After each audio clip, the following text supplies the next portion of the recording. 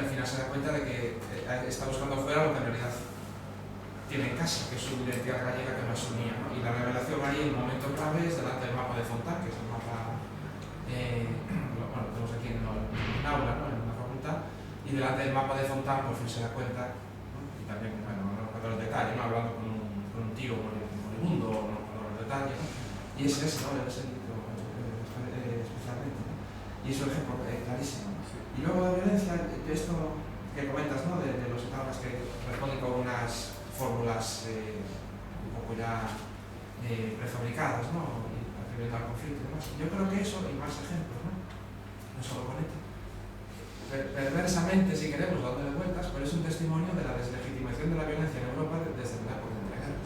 Que tienes que alejar cualquier duda de que exaltas la violencia en sí misma, que era lo que hacían los fascismos, ¿no? O sea, los fascismos, esa distinción que se hace, ¿no? Que el comunismo utilizaba la violencia pero como un método, pero los fascismos en cambio sabemos los futuristas y los discursos que lo importante es la acción, que se impongan más fuerte, etc. La violencia es algo, la guerra es algo positivo en sí mismo, ¿no? De la historia y todas esas cosas.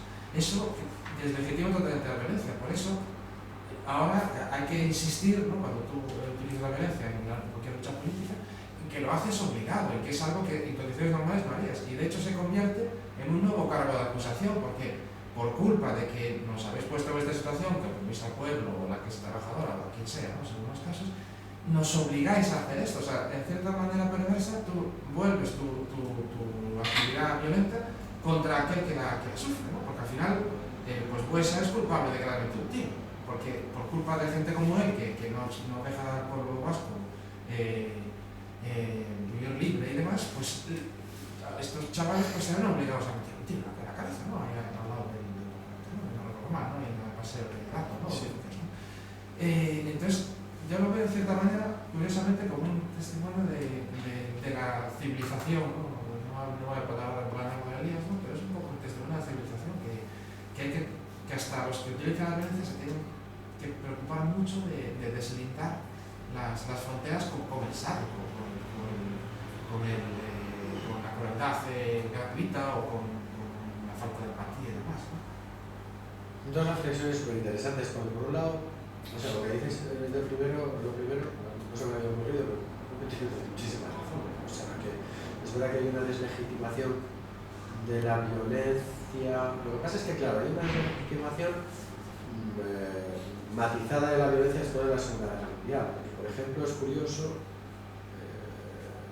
que los años 60, los años 70 son años bastante violentos en Europa.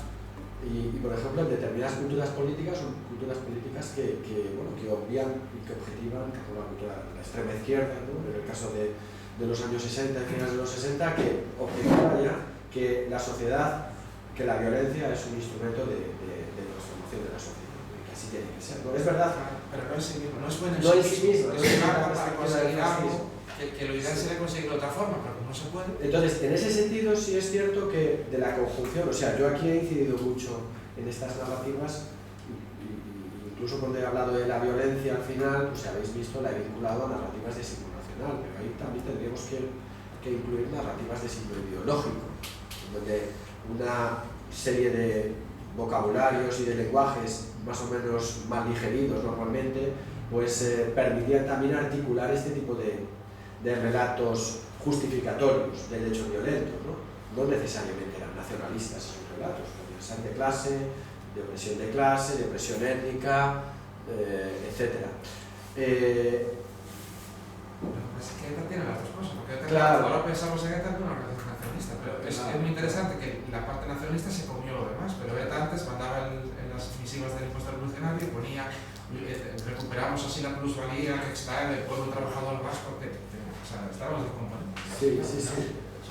O sea, ahí realmente quizás esa es la virtualidad que eso le permitió funcionar de una forma muy efectiva, ¿no? Porque en una época en la que todos sabemos que a partir de los años 70 se produce una crisis en la conciencia de clase, digamos, ¿no? Y cada vez los sujetos con conciencia de clase son menos, ¿no? clásico proletariado, pues bueno, pues el entorno intelectual de ETA formula esa idea fantástica que no es de ETA, sino que es del nacionalismo europeo de extrema izquierda, porque por ejemplo en el caso fue formulado por el nacionalismo occitano francés, que es la idea del pueblo trabajador vasco, es decir, el que es pueblo vasco es trabajador, la asociación entre la nación y la clase, ¿no? Si eres vasco, eres trabajador, aunque seas un cirujano que trabajes 3 días a la semana, 2 horas y cobres un porrón de dinero, pero eres un trabajador. Más trabajador, de hecho, porque eres un liberador de la clase, ¿no? Pero todas estas formulaciones que se hicieron en los años 60 fueron muy efectivas. En lo que quería incidir es en otro porque es muy interesante. Todas estas narrativas que tú has aludido de justificación de la violencia son narrativas y que implican que insertan la violencia en un relato de inevitabilidad, la violencia es inevitable, son en sí mismas narrativas de transferencia de responsabilidad. Y eso se ha estudiado en el caso de ETA, pero en otros muchos casos. Bueno, toda guerra, todos sabemos que en toda guerra los responsables fueron nosotros, ¿no? O sea que son nosotros, y Alemania sufrió eso al final de la Primera Guerra Mundial y, bueno, y fue un motivo de los muchos de incentivo de un ultranacionalismo luego de la época de guerras, ¿no? El responsable es el otro, que es el que nos ha forzado a nosotros a ejercer la violencia, ¿no? Eso en el caso de ETA se ha estudiado y se ha formulado así, como relatos y narrativas de transferencia de responsabilidad, ¿no? El responsable es el otro y, bueno, y la construcción de estos tipos de discursos ya se... Cuando uno lee a la gente que ha trabajado esto, o a los que lo hemos trabajado, yo también lo he trabajado, pues es que es taxativo, ¿no? Que es así, ¿no? Entonces, y esa perspectiva es muy importante porque ayuda mucho a racionalizar y a objetivar y a normalizar y naturalizar el hecho violento. En el caso de la guerra civil, pues bueno, todos sabemos que en el caso del franquismo, pues un relato clásico era la violencia brutal que se estaba viviendo social y la inseguridad que llevaba a que fuera necesaria una intervención porque la situación era insostenible, ¿no? Se han hecho trabajos recientemente que han documentado cuál era el grado de esa violencia social y en qué medida esa violencia social era diferente a la que podía haber en la Francia del Frente Popular, etc. Pues se ha visto que no era en modo alguno tan diferente ni era en modo alguno tan pasmoso y tal, ¿no? Por lo tanto, eso es algo que es muy importante, porque es un ejercicio de justificación muy importante luego de cara a que el individuo salga con una tranquilidad de conciencia y muy clara en relación a su rememoración de ese tipo de hechos. Mire, Fernando, te hablo un biógrafo, ¿eh? Vale, pues mejor. Aprendiz. Bueno, todos hemos aprendido. Yo veiteiro. Por abundar un poco más en el tema de la violencia, ¿hasta qué extremo el nacionalismo gallego, que es anómalo, hay unos elementos que son disolventes, ¿no? Es decir, tú vas a hablar con una persona y aguardas una persona y casi es más católica y cristiana que nacionalista, es más española, no sé qué, es más... Siempre hay un disolvente que al final altera el discurso, ¿no? Y creo que si algún día se lo preguntaran, pues evidentemente casi prefieren ser católicos, normal. Quieres salvar la alma, tú salvas el alma, no salvas la patria, ¿no? Claro. Entonces, lo que me interesa es hasta qué extremo el elemento irlandés puso los muertos encima de la mesa. Es decir, curiosamente aquí los gallegos mueren por un retablo viejo, por mover el marco de una finca o por no pagar un impuesto de consumo, etc. El nacionalismo gallego no tiene muertos. Los irlandeses sí que los han puesto y sí, siempre usan el modelo de fe. Incluso existe ese sentimiento católico, no sé si es católico, ¿no? De morir al alcalde de Cork por dar la vida por la patria, ese sacrificio, ¿no? Que no sé si tiene componente religioso, que aquí, por ejemplo, no lo tiene, ¿no? Entonces, no sé si eso fue una moda que pusieron ellos, si hay precedentes o la violencia sale con ese tintura religiosa. Tenemos a otro colega vuestro, ¿no? José Manuel Villeseixas, que ha escrito sobre tantas cosas y tiene algún artículo también escrito sobre la influencia del nacionalismo irlandés en los nacionalismos españoles, quiero recordar, los nacionalismos del sur de Europa y tal. Es verdad que sí, es verdad que las fiestas celtas, gallegos y irlandeses pueden tocar la gaita mejor los gallegos muchas veces que los irlandeses y tal, pero luego en patrones de acción nacional, digamos, pues son muy diferentes, ¿no? Bueno, me gustaría de todas formas empezar por lo primero que has dicho porque es muy importante y lo quería decir y luego no lo he dicho, ¿no? Porque he improvisado en buena medida la charla y entonces pues muchas cosas que tenía aquí luego no las he dicho. Ojo con objetivar la identidad nacional como algo tan objetivable a lo largo de la historia contemporánea, porque en absoluto no fue así. Y de hecho, la propia explicación, en mi opinión, de las transferencias de identidad nacional que tienen lugar en la periferia española, tanto Cataluña como la periferia nacionalista, donde había nacionalismos con una cierta pujanza, desde luego en Cataluña, relativamente en el País Vasco, porque el nacionalismo vasco tampoco era tan importante como ahora podemos entender en los años 30 o en los años de la República, y el nacionalismo gallego, que tenía un peso importante pero también relativo, en esta época determinadas identidades como la religiosa eran de mucho mayor peso que la nacional y son las que explican las derivas, en mi opinión. Explican que un nacionalista vasco, siendo Gudari, acabe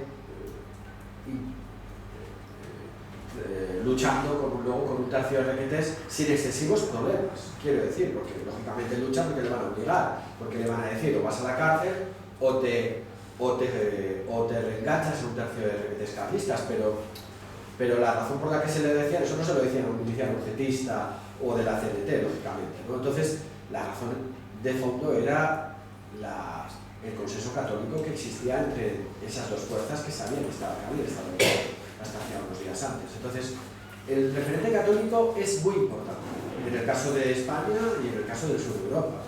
Es muy importante y el referente religioso, y en efecto. O sea, es curioso que es ya después de la Segunda Guerra Mundial, cuando se produce el cambio social y el proceso de secularización, cuando es la identidad nacional la que se objetiva muchas veces con una identidad de signo casi religioso. Y vamos a ver muchas menos transferencias es decir, va a ser más fácil que una persona deje de ser religiosa y deje de ser católica, pero más difícil que esa persona deje de ser gallega, nacional gallega, o nacional española, o nacional francesa, o lo que sea. Eso va a ser mucho más difícil. Por lo tanto, esa historificación de lo nacional creo que es importante que la tengamos en cuenta cuando acudamos a las fuentes y leamos fuentes, ¿no? Porque nos va a sorprender que igual una persona, en las entrevistas que hagamos o en los materiales que documentemos, pues dé mucha más importancia a elementos de carácter religioso, sobre todo en contextos traumáticos, años 30, etcétera, que a elementos de carácter nacional, ¿no? Y que una persona se aliste en un tercio de requetés porque,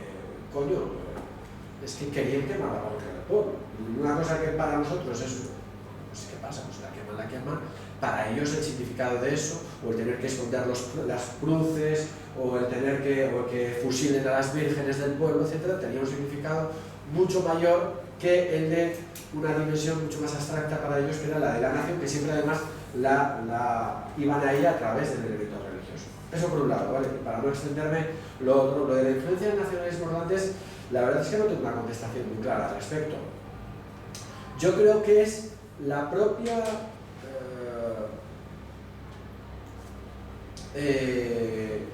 vamos a ver, en el caso del País Vasco yo lo que identifico es que el nacionalismo vasco y el nacionalismo español católico tradicionalista eran prácticamente hermanos siameses, hasta que en los años de la República el nacionalismo vasco opta por una cierta funcionalidad, opción funcional republicana democrática, pero precisamente, en mi opinión, por razones de una competición brutal por un mismo mercado. O sea, el mercado era el mismo.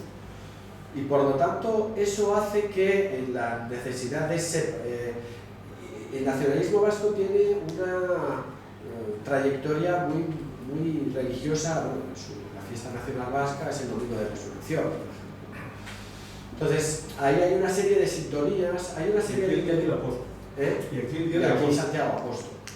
hay una serie de sintonías, hay una serie de intelectuales que van a leer los hechos de Irlanda, etc. Pero yo creo que eso es lo que explica esa influencia de Irlanda, ¿no? El que el nacionalismo vasco siempre cuente con una elaboración de la violencia. O sea, la violencia es verdad que ya en Sabecarana hay una pulsión violenta muy aguda, inefectiva en lo social, es decir, o sea, nadie se dedica a pegar o a amedrentar, pero que sí que va a armar luego la propia implicación en la violencia, que sí que, curiosamente, la implicación del nacionalismo vasco en la violencia de los años 30 es una implicación no contra los que luego van a hacer la guerra en el 36, sino contra sus aliados, sobre todo militantes de la UGT y socialistas, o sea, y republicanos también.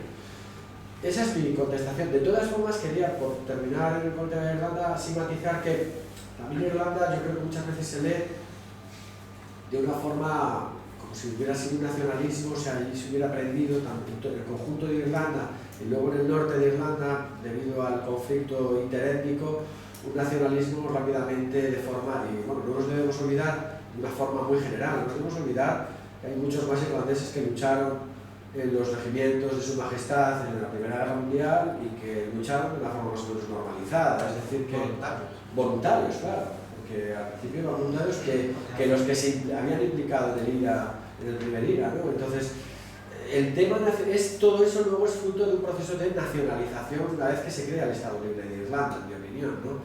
Y lo que quedan a veces y lo que detectas de eso, no solo debemos olvidar que rápidamente entra una guerra civil. El tema de la nación es un tema también muy vidrioso, ¿no? en Irlanda, y por lo tanto lo que se mira de Irlanda, el espejo irlandés, es muchas veces la construcción de ese espejo irlandés que ha hecho ya el nacionalismo ya más institucional, no tanto lo que realmente fue una experiencia de dotación de sentido nacional, a muchas veces a implicaciones muy personales, que podía haber gente. Pues ahora, por ejemplo, un colega, recuerdo que conocí en un proyecto en red, ¿no? Pues bueno, su estudio biográfico de la implicación de militantes irlandeses en la insurrección y en la guerra de liberación, pues es una implicación muy poco nacionalista y en la que había socialistas, o sea, mucha gente de izquierdas que lo que veían era en esa insurrección una manera de otro tipo de llevar a cabo otro tipo de revoluciones que para nada eran nacionales, eran más de clase, eran de género, eran feministas, ahí aparece una amplia variedad, como las clases medias con escapulle, pues, y en general todas las clases sociales, muy amplia, ¿no? O sea que...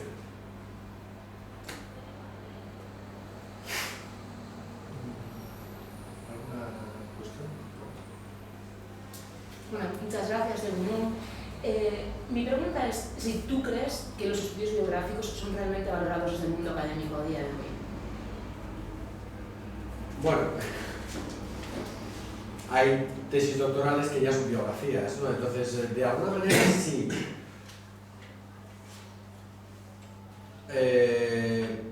Ya sabes, como una etapa en la que se habla de que la biografía no estaba muy reconocida, a nivel general por la historiografía occidental, ¿no? En el mundo occidental, que es las historiografías hermanas, francesas, los angloparlantes, ¿no? Británica, norteamericana, etcétera, italiana, etcétera.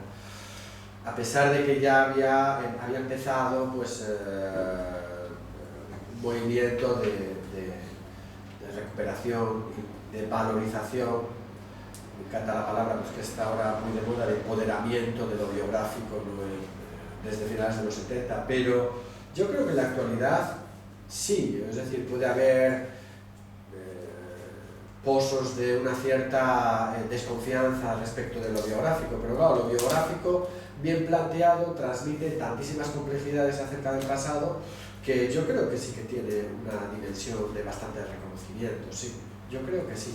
La dificultad que yo creo que tiene lo biográfico es, pues como todo en la historia, ¿no? Y la razón por la que algunos estáis aquí, hacer bien la biografía. No creerte que estas narrativas, por ejemplo, es realmente lo que el hombre experimentó en esa época y no el fruto de una elaboración posterior de ese hombre cuando escribe. No hacer una historia de vida direccionada desde lo que el hombre ha querido contarnos con sus testimonios o desde lo que queremos contar nosotros del hombre, ¿no? Esa es la dificultad, pero si haces bien ese trabajo, Es verdad que estos materiales aquí en España, el problema que tenemos es que nos enfrentamos a mucha dificultad para acceder a ellos. Pero que hacer con materiales biográficos o autobiográficos, mejor dicho, pues una historia de la guerra civil es bastante complicado, no digamos una historia de la guerra de Marruecos, una historia de la revolución, de la Semana Trágica, ¿no? de Barcelona, pero yo creo que esa es la principal dificultad que tenemos. Por lo tanto, eso es lo que hace que muchas veces nuestros directores o nuestros colegas no nos animen a lanzarnos por ahí, por la dificultad, ¿no? Y máxime ahora, que todos conocéis con la nueva normativa de doctorado, de prácticamente 3 años tienes que tener hecha una tesis doctoral. 3 años tener hecha una tesis doctoral con materiales biográficos es francamente complicado, digo yo. Porque no solo tienes que buscarlos, sino que luego tienes que leerlos de acuerdo a este tipo de catas y de lupas que os he traído aquí, ¿no? A la hora de sacar lo que pueden ser reflejos de hechos objetivos que siempre vivió la persona, de lo que es luego la reconstrucción que esa persona hace de ese pasado. Bueno, gracias por la charla. Quería saber la interpretación que tienes sobre ese giro que mencionaste tan interesante en el nacionalismo vasco en la Segunda República, si es meramente pragmático o si ves algo más en ese giro. Tengo amigos que se han enfadado mucho conmigo, compañeros de departamento, por decir que no soy especialista en la Segunda República y que como oso hablar de la Segunda República y sobre todo del nacionalismo vasco de la Segunda República. Por lo tanto, dicho esto se puede hablar. Sí. Espero que no estén al tanto de cosas.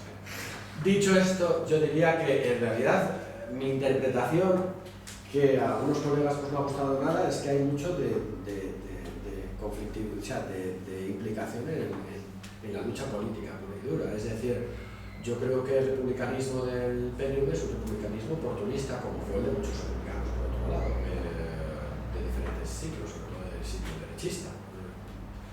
Y que en el momento en el que es verdad que el PNV, por su propia necesidad de distanciarse de ese otro movimiento hermano del que había nacido, que es el tradicionalismo católico, el carlismo y el integrismo, se va haciendo luego, va optando por una serie de dimensiones pues, socialcatólicas, que podrían colocarlo en una especie, pero que me parece que en términos de democracia cristiana, más o menos, por ahí iría su voluntad de separarse de ese mundo. En ese sentido, el autonomismo va a ser un instrumento de separación y de confrontación con ese otro mundo con el que competía políticamente. Y el autonomismo le va a llevar al republicanismo. Pero el PNV no fue un republicano, que por ser republicano fue autonomista. De hecho, tampoco era autonomista, no sabía muy bien lo que era. Lo que quería era un autogobierno muy difuso porque su ideal foral era un ideal que ellos mismos sabían muy bien lo que querían. Porque el tema de los pueblos vascos es un tema muy difuso, ¿no? Entonces, a eso luego le dan un contenido autonómico y esa búsqueda de la autonomía yo creo que les va a llevar a un pragmatismo republicano. Pero vamos, se tardaron creo que 2 semanas en decidir qué posición tomaban a partir del golpe de Estado, del quinto golpe de Estado, el 18 de julio. Por tanto, se lo pensaron mucho. Y yo creo que desde una perspectiva más de estrategia política, pues uno puede entender que la opción que hicieron fue la más correcta, no porque fueran muy buenos y entonces saltaran por los buenos, sino porque si hubieran hecho la opción de ir con los malos, digamos, los malos se los hubieran comido ideológicamente y hubieran desaparecido prácticamente, ¿no? Porque tenían tantas cosas que les unían que al final lo que les pasa a los fascistas o a los carlistas, ¿no? Que acaban ahí siendo englobados en todo un revoluto muy largo, un movimiento nacional y tal. Entonces, yo creo que la cosa fue más por ahí, fue una estrategia. De hecho, los testimonios que hay de la gente de base del PNV y en la guerra civil era de muchísima incomodidad con el posicionamiento que habían adoptado. Recuerdo los testimonios, ¿no? que leí autobiográficos precisamente de un sacerdote que fue un ideólogo muy importante del PNV que decía estos militantes nuestros de Marquina, ¿no?, que ahora se enfrentan a la dura tesitura de tener que aceptar a estos milicianos cenetistas, que lo primero que hacen cuando llegan a Marquina es ocupar la iglesia y colocar un orinal en la cabeza de la Virgen. Claro, y ellos decían, ¿qué coño estamos haciendo nosotros con estos tíos teniendo a los carlistas enfrente y que no con los estandartes del Sagrado Corazón de Jesús? Una situación muy complicada en una época en la que los religiosos eran importantes. Hace poco fui a un acto en el cual 3 sindicalistas gallegos hablaban de la historia del 72 de Ferrol, el 72 y yo en el 72 estaba allí también. Entonces, yo creo que hay una oportunidad potente de hacer historia y memoria con ese tipo de hechos, porque aún están los protagonistas. Y sin embargo prima un tipo de discurso que es, por ejemplo, los lunes al sol. Aquí a todo el mundo nos ha gustado los lunes al sol, ¿no? Es decir, cuando el buen obrero Santa explica, después de pegar una patada y romper el foco, ¿no?, y dice, como explicación de la reconversión del sector naval. ¿Y sabes por qué ha sido todo esto? Por la especulación urbanística, ¿no? Estamos a 30 y tantos años de eso, estamos a más del 72, y aún sigue primando ese tipo de explicación cuando todos los astilleros están en el mismo sitio porque están en dominio público marítimo terrestre. Sin embargo, hay un relato enterizo total de la clase obrera que cuando vas a entrevistar a la clase obrera, incluidos los líderes de los conflictos del 72 y de la reconversión, es mucho más matizado. Hay un fundamento político que se supone, pero también hay una especie de síndrome de Estocolmo, cuando llega a la conclusión de que no sé qué hijo de puta señaló ahí este astillero, que nosotros éramos buenísimos, éramos los mejores, los de Euskalduna, los Gascón y tal. Por lo tanto, se puede complementar. Lo que pasa es que cada vez que hablamos de memoria es que nos vamos a 80 años atrás, y entonces cada vez es más difícil porque, entre otras cosas, la gente que entrevistas ya desde hace 30 años con las memorias de la Guerra Civil, hay que diferenciar la persona que es un informante que estaba en el sitio pero sabía que hacía allí, y un montón de gente que te lo dice de manera muy emocionada, como te puedo hablar de su novio y de su hermano, ¿no? Pero sin embargo hay hechos importantes que sí se pueden complementar digo, con memoria, que sin embargo no se investigan, y no se investigan, intuyo que porque rompen un relato que sigue siendo dominante desde hace 1000 años.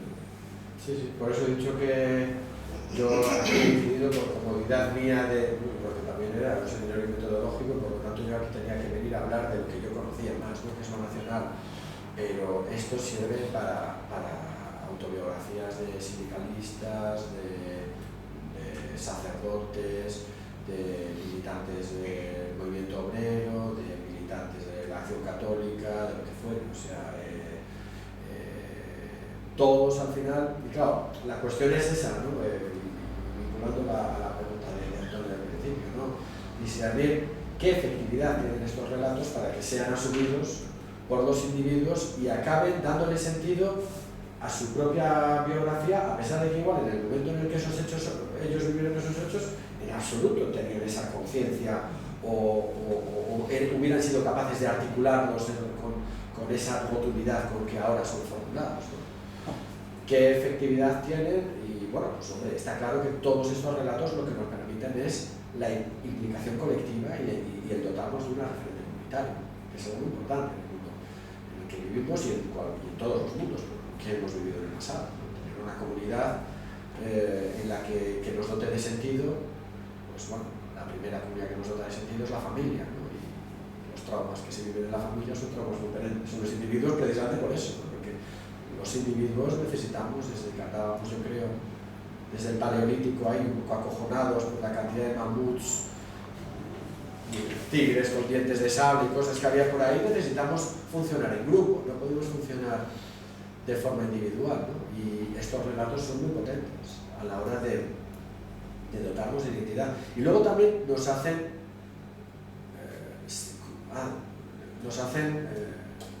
no darnos cuenta de lo endeble que es la memoria y de lo poco fiables que somos los individuos como tales, ¿no? Y reconocer nuestra fragilidad, pues a veces es difícil, ¿no? Porque es difícil, ¿no? Entonces esos relatos nos dotan de eso que llama Bourdieu la ilusión biográfica, ¿no? Pues la ilusión de que hemos llevado una trayectoria coherente durante toda la vida y que por lo tanto la lucha del 72 ya está reflejada en mi propia lucha actual, todavía como sindicalista o como jubilado sindicalista que da charlas de formación, ¿no? A sindicalistas o a otros militantes. Al hilo un poco de esto último, si te quería hacer también otro comentario, que al final también hablamos un poco de este tipo de materiales como si fuera un todo, ¿no? A veces, ¿no? Quiero decir, se tiene como un sí o un no, y habría mucho que matizar, ¿no? Porque realmente con materiales biográficos, fuentes personales en general, puedes hacer historias de signo totalmente distinto. Hablábamos ayer, precisamente cuando estábamos trabajando en un artículo que estamos haciendo, de las interpretaciones sobre la transición. Ya nos movemos en un pasado muy lejano, ¿no? Desde el punto de vista de la utilización incluso ya de medios que permiten recoger testimonio, ¿no? Tenemos, por ejemplo, una serie que todos conocéis, que fue súper popular, que fue la de Victoria Abreu, que en buena medida se basa en materiales de este tipo, porque son testimonios de personas que vivieron el proceso, ¿no? Todos los que eran los grandes dirigentes, etc. Y eso construye un relato que tiene muchas características y que seguramente la más importante que tiene es que es una bola tremenda, ¿no? Es una mentira de principio a fin, ¿no? Y sin embargo hay otros materiales, como por ejemplo te comentaba, pues un documental muy sencillo, este de No se os puede dejar solos, que de los hermanos Bartolomé, que muestra, por ejemplo, entrevistas hechas a gente en la calle justo cuando van a tener lugar las primeras elecciones de junio del 77, claro, te dan una visión absolutamente distinta de lo que fue aquel momento, hasta el nivel de personas que salen hablando de que van a votar y que es que no tienen ni idea de lo que significan las opciones políticas que se presentan, pero no una o dos, sino muchas, ¿no? Pues una señora, me acuerdo, que sale hablando diciendo que ella va a esperar a que llegue su marido a casa para decirle lo que tiene que votar, y lo dice a una cámara con toda la naturalidad del mundo, ¿no? Son un poco anécdotas, ¿no? Pero quiero decir que con testimonios, con materiales biográficos, se pueden hacer historias de signo absolutamente opuesto, ¿no? O sea, en este sentido quiero decir que también hay que tener una cierta prevención a, no, yo es que hago una historia que se basa en lo personal, en el mundo del relato, etc., y entonces es una historia que tiene una cualidad diferente. Pues no, porque usted puede estar haciendo una historia basada en lo biográfico, en fuentes personales, y estar haciendo una historia más antigua que el tebeo, ¿no? O sea, muy tradicional, muy basada en lo factual, porque está solamente tomando testimonios de personas que tuvieron una gran relevancia pública. Por ponerte el ejemplo. Sí, totalmente. Totalmente. De hecho, estaba pensando mientras hablabas que, por ejemplo, si tenemos que identificar imágenes sobre la Segunda República, automáticamente las imágenes que nos van a salir fotográficas, quiero decir, van a ser todas vinculadas a esas fotos que hemos visto de la celebración en las calles de Madrid, fundamentalmente, de la gente montada en los tranvías, con banderas, no sé cuánto. Nos tendríamos que preguntar, ¿no?, si realmente eso fue así en el conjunto de España, o cómo pudo ser la celebración en el pueblo de mi padre, en Peñalver, que es un pueblito ahí de la Alcarria, pequeñito, etcétera, que se pudo saber del 14 de abril,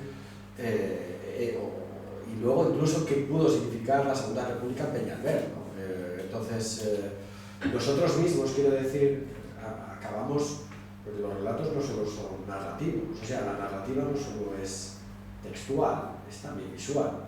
Muchas veces nos llevamos aparejado también todo un universo de imágenes de la que nos hemos dotado, ¿no? Y por ejemplo, recuerdo un libro que hay precisamente sobre la nacionalización de los españoles en la Segunda República, hecho por una historiadora norteamericana, no es especialmente así bueno, pero que trata sobre todo los proyectos de misiones pedagógicas de la República, ¿no? Y hay la foto de portada de la edición americana es la de unos labiegos viendo por primera vez una película.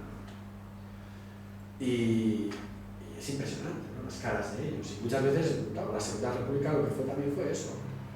No solo fue la celebración de lo político, porque luego cuando acudes a este tipo de testimonios te das cuenta que una persona en Miranda de Ebro, y de eso pues, todos los proyectos estos de memoria histórica pues han sido fundamentales, ¿no?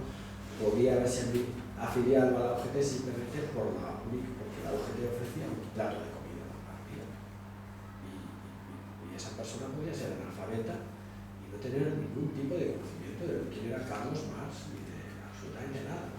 Con lo cual, ojo, cuidado con coger esto como desde el extremo contrario de que era una sociedad totalmente despolitizada, etcétera, etcétera, pero que estos materiales sí que nos permiten detectar esa complejidad del pasado, ¿no? Y que estas narrativas a veces, pues eso, nos hacen ver, y ayer lo hablábamos, ¿no? Porque todos tenemos la tendencia a pensar que la violencia en el franquismo, sobre todo en el primer franquismo, está direccionada a sujetos muy politizados y que se habían politizado normalmente en la Segunda República en opciones que ellos consideraban contrarias a su proyecto, como eran las izquierdistas, las republicanas, etcétera, etcétera, cuando en absoluto eso parece que fuera así, ¿no? Entonces, sin embargo, claro, estas mismas imágenes de lo que nosotros a veces que nosotros tenemos en mente o con las que nosotros adornamos nuestros libros sobre la Segunda República y tal, sí que inciden en esa representación, ¿no? O sea que, y a ese nivel, materiales biográficos, ojo, materiales biográficos también son las fotos. Y la USEP, y las fotos, o sea, el análisis de las fotos es interesantísimo, ¿no? Cómo se hacían las fotos familiares, por ejemplo, cómo se posaba o qué sentido tenía, etcétera, ¿no? Ahora en una época en la que nos hacemos 8.000 fotos al día, pues una foto no tiene mucho significado. Una foto, es que imaginaros lo que significaba para una familia que tenía 8, 10 o 12 hijos, que después de 8, 10 o 12 hijos normalmente varios no sobrevivían, el que hubiera una foto de ese niño y de todos los niños, porque es que no sé si todos nos acordamos de cómo eran nuestros abuelos, pero muchas veces ya si no tenemos fotos ya no nos acordamos, ¿no? O nuestros bisabuelos si nos hemos conocido. Entonces una foto significaba eso, era una forma de vinculación muy afectiva con un pasado. Entonces todo esto son también materiales biográficos.